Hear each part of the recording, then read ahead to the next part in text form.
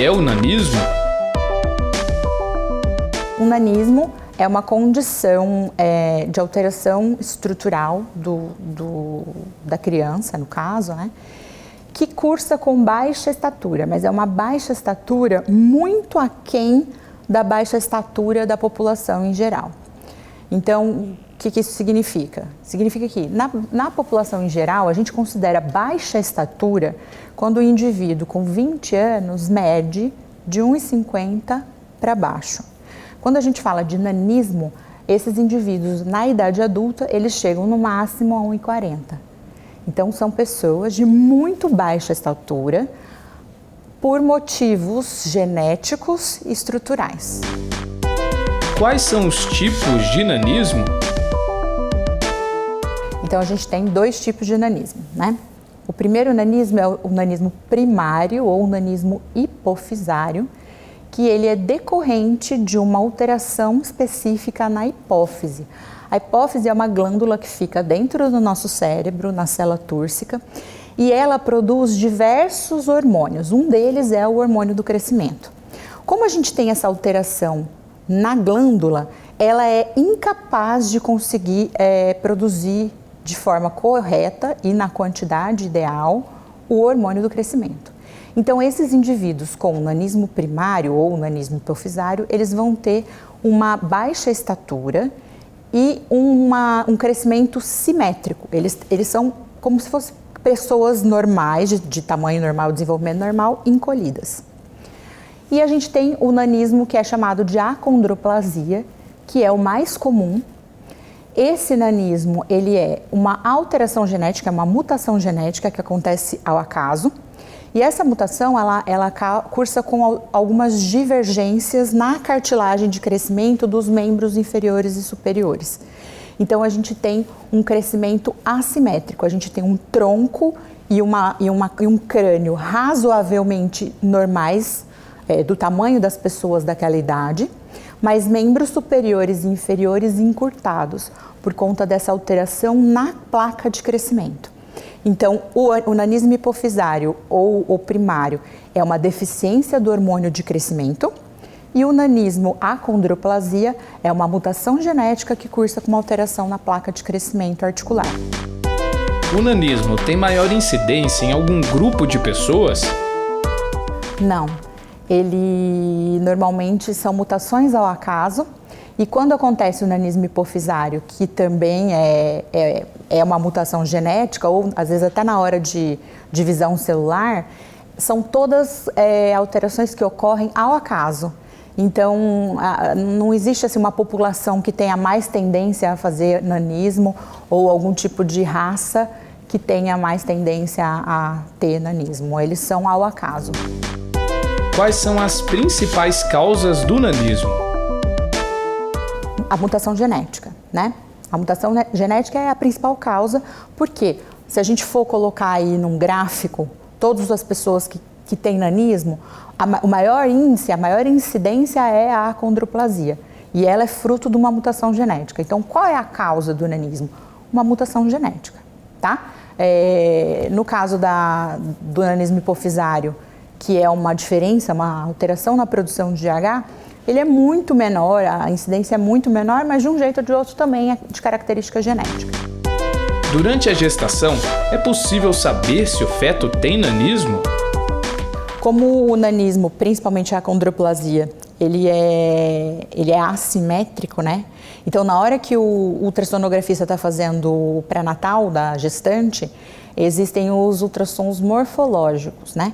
Quando o ultrassonografista vai fazer esse ultrassom morfológico, ele mede todas as partículas ósseas. Então, ele vai medir o fêmur, ele vai medir o acrômio, ele vai comparar, coloca num gráfico e compara com as medidas da normalidade. E aí, o que ele percebe? Que apesar das medidas do tronco, das medidas do perímetro cefálico estarem normais, ele percebe membros encurtados. Então, nessa hora, ele já conversa com a mãe, fala, olha, o teu bebê está tendo uma restrição de crescimento, é uma restrição de crescimento assimétrica. Ele está com pernas e braços menores do que o normal. Isso, na maioria das vezes, é uma doença chamada acondroplasia, que cursa com nanismo, baixa estatura, mas nós vamos acompanhar.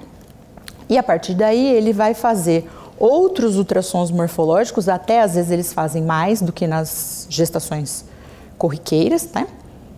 Para confirmar o diagnóstico. Então, na maioria das vezes, quando o bebezinho nasce, a mãe já sabe que ele pode ter aí acondroplasia.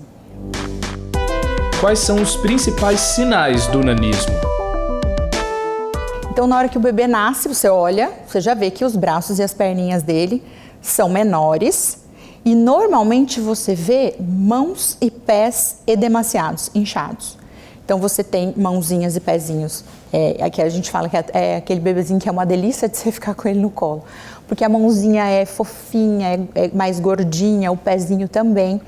E o tórax do tamanho normal, os membros um pouco encurtados e a cabecinha também normal. Conforme eles vão se desenvolvendo, você vai percebendo algumas outras características mais salientes. Quais são? Então, a criança vai evoluir com o pé achatado, então ele não tem aquela curvinha do pé, que é muito importante na hora da criança deambular, né? Então, ele tem o popular pé chato, né? Então, os pontos de equilíbrio dele são diferentes. Além disso, o nariz encela, então você percebe aquele narizinho que é mais achatadinho, a fronte proeminente, então uma testa mais proeminente. O nariz encela e a fronte proeminente, e às vezes eles têm mais tendência a fazer obesidade, principalmente obesidade abdominal. Essas três coisas vão fazer com que essas pessoas tenham mais tendência a fazer apneias no sono e outros distúrbios respiratórios. Como as perninhas são menores do que a coluna, muitas vezes eles também têm alguns problemas ortopédicos, então é muito comum você ver lordose, cifose nesses pacientes. Então a gente fala assim, não são sintomas, mas são alguns sinais que você olha e são muito condizentes com a característica do nanismo. Existem fatores ou grupos de risco para o nanismo? Não. Antigamente se achava que gestações de mães com mais de 40 anos pudessem ser fator de risco para nascer uma criança com acondroplasia. Na verdade, hoje a gente sabe que a partir dos 35 anos, a mulher já vai produzindo óvulos que não são tão perfeitos quanto aqueles que ela produzia até esse momento. Então, óbvio, após os 35 anos, existe muito mais chance de ter alterações de mutações genéticas na hora da divisão celular. Uma delas pode ser o nanismo, mas não que isso seja um fator de risco. Geralmente ele é muito mais fator de risco para doenças cromossômicas, como trissomia do 21, trissomia do 18, do que para nanismo. O nanismo é uma doença com influência genética e hereditária? Sim. Então, a gente sabe que, primeiro, a mutação acontece ao acaso. Então, você pode ter uma família onde não tem nenhuma pessoa com acondroplasia, e aí você tem uma mutação genética ao acaso e nasce uma criança com nanismo. Essa criança com nanismo, se eventualmente na vida adulta ela se casar com outra pessoa que também tem nanismo, os filhos vão ter aí chance de também ser anões, ter a acondroplasia, tá? Então, sim, a primeira vez é uma mutação ao acaso, mas a partir do momento que você encontra cidadãos que têm essa característica em comum, essa característica vai sendo passada geneticamente. O nanismo pode afetar outras áreas da saúde?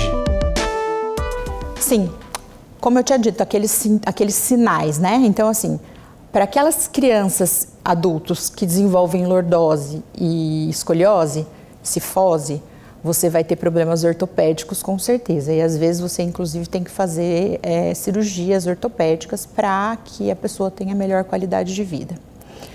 A segunda coisa como eles têm aquele pezinho chato e os membros são muito encurtados, a gente percebe nas crianças com acondroplasia, eles começam a andar um pouco depois. Então, eles vão ter um retardo do crescimento, do desenvolvimento neuropsicomotor por conta da condição física e não cognitiva. Que fique claro que em 100% dos casos, a cognição é preservada, né? A inteligência é preservada e a criança não tem nenhum problema escolar nem nada. Mas, como ele tem pezinhos muito planos e a perninha é muito encurtada, então ele tem pouco equilíbrio para iniciar a marcha. Então, a criança que começa a andar com 1 ano, geralmente quem tem acondroplasia pode ir até 24 meses, aí 2 anos e meio, para realmente andar com equilíbrio, tá?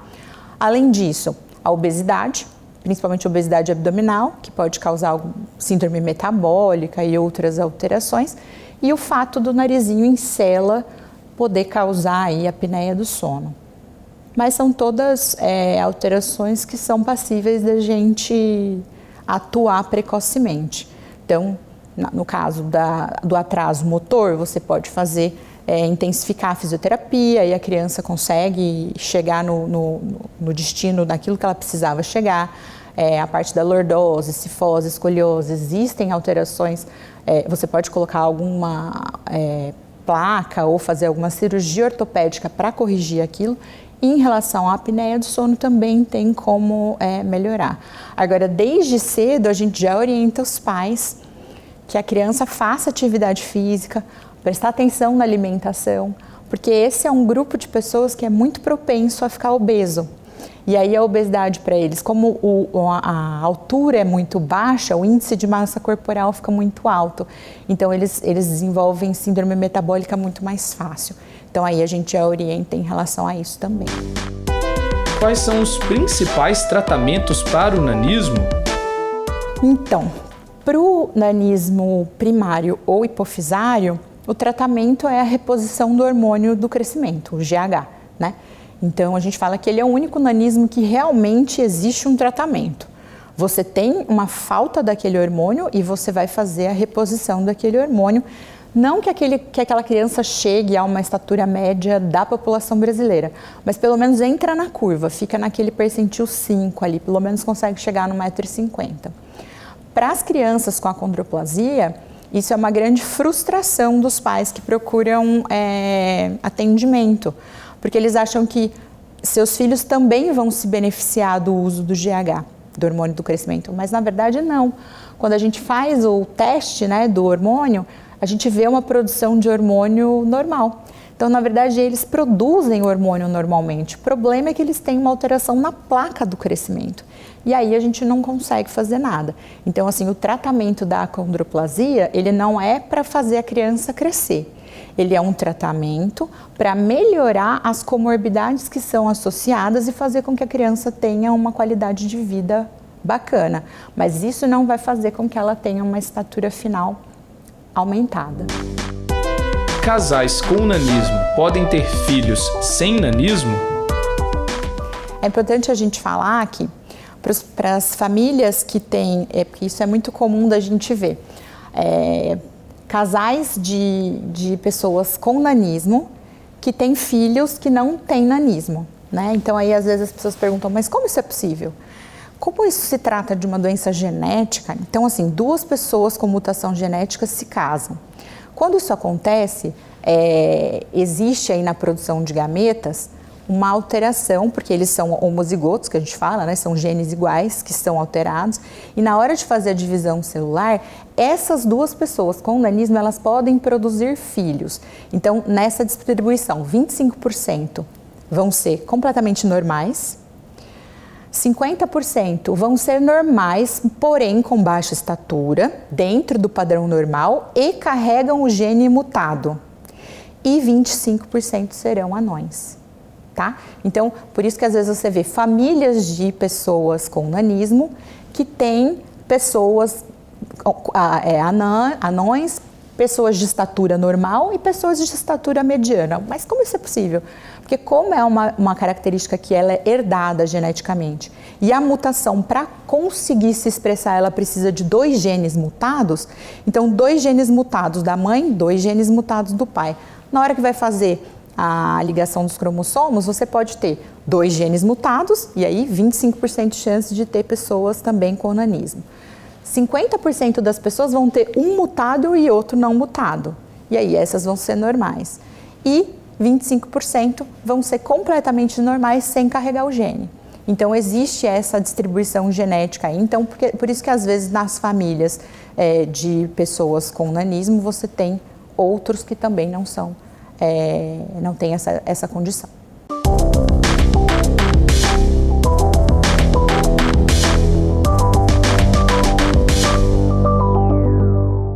E para você que acompanha os nossos programas e gosta de estar por dentro dos assuntos da cidade e também do trabalho dos vereadores, se inscreva no nosso canal e confira tudo o que acontece aqui na TV Câmara.